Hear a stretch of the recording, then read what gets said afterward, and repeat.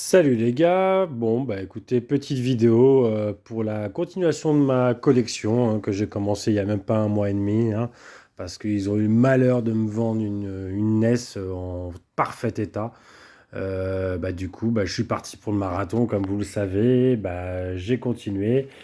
J'ai racheté des jeux sur eBay, un ami m'a même acheté, là il faut que je les récupère, il m'a trouvé baseball et volleyball qui sont des jeux, bah, il me les a trouvés à 15 euros chacun, alors que bah, je les vois à 30 euros. C'est des jeux pas très très bien, mais ils sont très rares, ils commencent à être très rares, donc ils les vendent bah, plus du double. Je pense que j'ai fait une bonne affaire, vivement que je les récupère. Maintenant, ce que je voulais dire, c'est surtout que j'ai voulu chercher, moi, le but ultime, c'était quand même d'avoir les Zelda dorés, parce que c'est le tout premier jeu que j'ai fini à l'âge de 7 ans. Je rappelle que c'était entièrement en anglais, que c'était très difficile pour un gosse, et c'est le premier jeu que j'ai fini sur NES, parce que les jeux étaient très difficiles. Donc j'étais fier, et puis j'étais content de l'avoir enfin trouvé sur eBay. Le mec il venait de le mettre en vente. Je devais être le premier dessus. Boum, bam, 54 euros. Je suis content. Je lui envoie un message comme quoi je suis l'homme le plus heureux du monde. Et ce monsieur met 5 jours à me l'envoyer déjà. Et quand il l'envoie, il me l'a envoyé à Agen alors que j'habite Paris. Voilà, donc je suis un peu dégoûté. Moi, ce que je pense, c'est que c'est un petit escroc, mais c'est pas parce qu'il a 400 avis positifs, c'est un collectionneur à 400 avis positifs. Je pense que le mec, il a dû voir qu'il avait fait une erreur sur le prix, qu'il pouvait peut-être en gratter 15 balles, et je pense qu'il a vendu son âme au diable pour 15 euros. Il a préféré, parce qu'il connaissait très bien les rouages de eBay, il a préféré faire comme ça, que j'ai en fait un remboursement, tout ça après moult scandales. Il m'a presque insulté, carrément, genre c'est moi le véreux, le client véreux qui avait juste payé, genre en me disant non mais les mecs comme toi c'est parce que tu les achètes, parce que tu vas le vendre au double du prix. Donc je lui ai envoyé la photo de ma collection, je dis oui bah, franchement j'ai claqué 2000 balles, c'est vrai que c'est pour leur vendre 4000 dans la semaine. Vraiment c'est... Enfin voilà, ça m'a vraiment, vraiment, vraiment énervé. Mec, mauvaise foi absolue. Donc il s'appelle Nintendo Collection 0.2.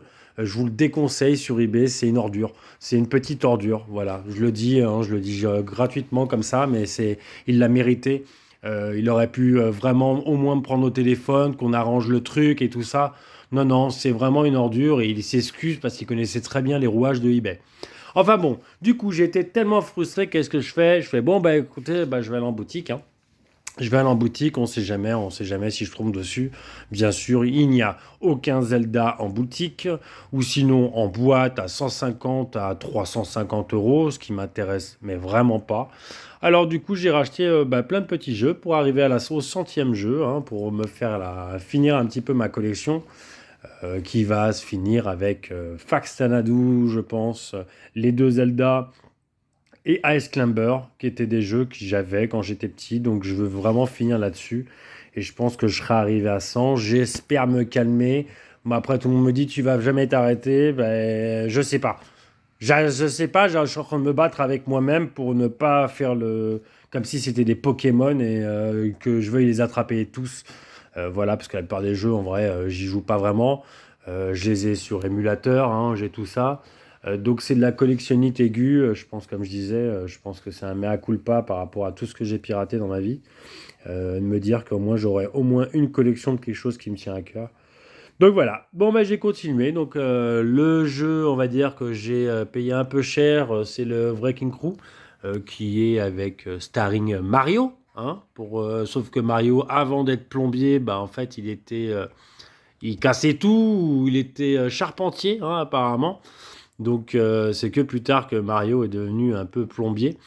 Donc j'ai pris ce jeu, comme vous pouvez voir, donc là il est en train de tourner. Je ne sais pas si vous voyez sur un écran LCD de première génération avec la Péritel, comment ça bave par rapport à un émulateur de la mort, avec en 60 FPS, tout ça, que ce soit sur la LG ou là c'est un mini PC avec Bateau Serra.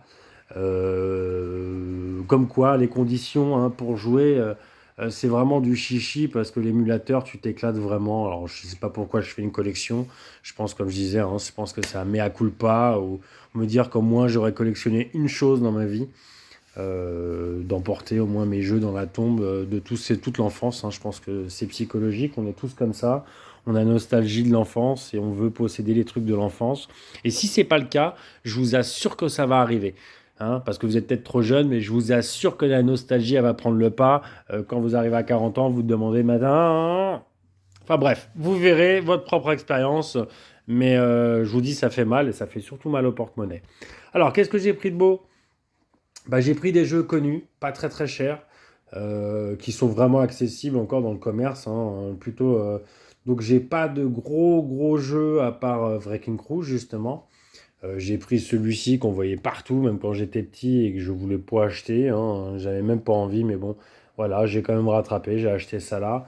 Il y a le Snake Rat and Roll que tout le monde me conseillait parce que c'est un jeu en 3D isométrique. J'adore la 3D isométrique et que c'était un très bon jeu. Donc je vais voir ça. Ça, je vous en parle pas, ça va être une dauphin femme. Mais bon, bah, j'ai pris deux jeux sous-marins, tiens, comme par hasard. Donc, à la poursuite d'Octobre Rouge et Silent Service, que je ne connaissais pas avant de commencer ma collection. C'est une simulation de sous-marins, les Américains contre les Japonais.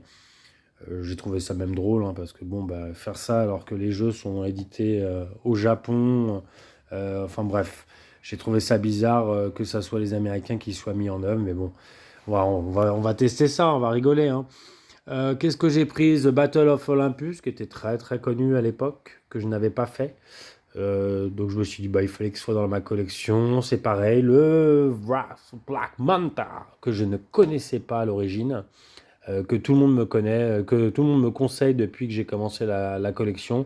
Ça reste un jeu accessible, pas trop cher. De toute façon, tout ce que j'ai pris là, c'est pas trop cher.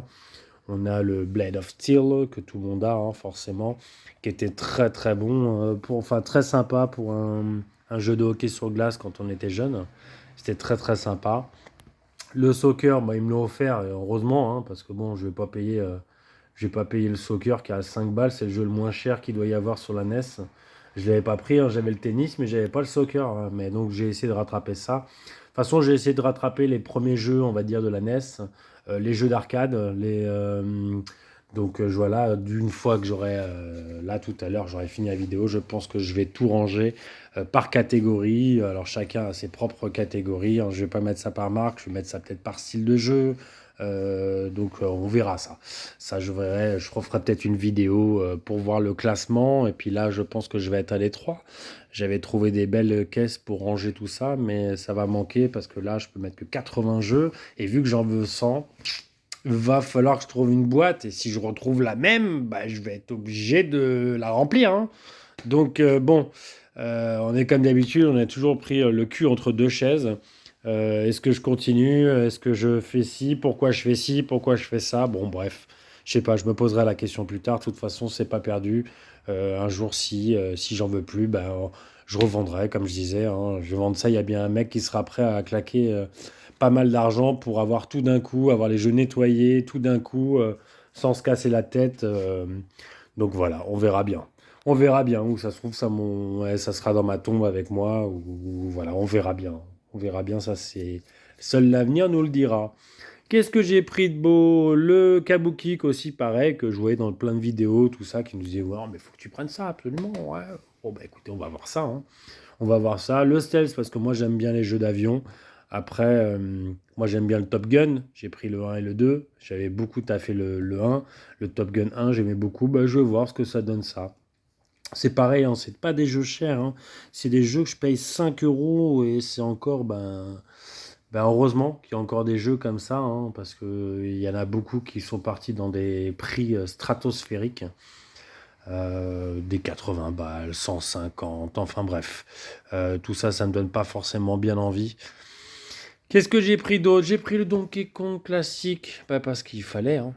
Il fallait, moi j'avais le 1 et peut-être le 2, enfin le junior. Bah, donc du coup, ça c'est tout regroupé dans celui-là. Donc bah, voilà, moi je me suis dit en un jeu, c'est parfait. Je préfère ça que d'avoir 2-3 jeux et 2-3 jeux de base. Moi les versions classiques, ça me va très très bien. Le Time Lord, Time Unlord, que je ne connaissais pas, que j'ai regardé, j'arrive en boutique, je dis tiens, je connais pas le jeu, bah, je vois que c'est un Milton Bradley, donc je me suis dit tiens, j'en ai pas mal, des Milton, ça sera bien dans ma collection, puis je regarde, et puis bah, en fait le test, bah, les gens ils disent que c'est un très bon beat'em all, Donc, je vais tester ça. Je suis même content parce que c'est vraiment pas un jeu cher et apparemment c'est un bon jeu. Le New Zealand Story, qui était un jeu d'arcade à l'origine que je voyais beaucoup, hein, que j'ai mis quelques pièces quand j'étais petit. Donc je vais voir ce que ça donne sur NES, je l'avais pas vu. Donc on va voir. Le Cobra Triangle, alors ça c'est bizarre, on voyait la jaquette partout. Je sais pas si vous vous rappelez, mais même je crois qu'il y a même derrière les boîtes de la Nintendo, il y avait des jaquettes de plusieurs jeux. Le Cobra Triangle en faisait partie, hein. C'est un jeu qu'on voyait partout, mais je n'y ai jamais joué. Tout le monde dit que c'est un jeu excellent. Donc on verra bien. Et je vais finir par le Dragon Ninja, que par contre j'ai taffé sur bande d'arcade, qui est 10 fois plus beau sur bande d'arcade. Là, je l'ai pris sur la NES. Je pense que c'est un peu comme le Ghost and Ghouls que j'avais eu quand j'étais petit, que j'ai pas racheté là parce qu'il est un peu cher pour l'instant. Donc pareil, des jeux 100 fois plus beaux comme Trojan qui étaient 100 fois plus beaux sur arcade, mais nous on y avait le droit à une petite version sur NES. Donc je vais voir, je vais tester ça. Moi, à mon avis, les sprites qui s'affichent pas à la totale, on va voir, mais je pense que ça fait très très mal de leur relancer ce jeu. Bah voilà, hein, je pense que j'ai fait le tour. Je vais tester tous mes jeux, voir ce qui marche, ce que je dois nettoyer ou pas, voir ce qui est intéressant. Je pense que je ferai des vidéos de gameplay, mais plus tard. Comme j'ai déjà dit, moi j'ai aucune prétention de créer une chaîne complète. À l'origine, cette chaîne, c'est que pour aider les gens sur notre groupe, le 100% LG Retro Gaming, pour aider les gens sur Retrobat, sur les émulateurs en général, parce que bon, je suis plutôt un partisan des émulateurs. Donc voilà, mais bon, je vais quand même faire quelques petites vidéos, mais j'ai aucune carte d'acquisition, tout ça, hein, ça sera un peu à la mano comme je fais là. Je veux garder ça, hein, donc vous attendez pas à avoir des petites vignettes où je fais la gueule, enfin bref, ça m'insupporte même. Je vais faire un truc maison, un truc, voilà, un truc un peu plus proche de tout le monde, que des choses impersonnelles avec des vignettes pourries, avec ta gueule mine en... Enfin bref, j'ai pas besoin de développer pour les gens qui comprennent un peu où je veux en venir. Donc voilà, c'est que du personnel, ce qui fait que j'ai beaucoup de proximité avec vous. Et si vous avez besoin de quoi que ce soit, n'hésitez pas. Même s'il y a des gens sur Paris qui veulent jouer à la console, qui veulent jouer à une borne d'arcade ou machin, je suis disposé à vous rencontrer. Et puis il y a peut-être moyen qu'on se fasse plaisir. N'hésitez pas, à bientôt.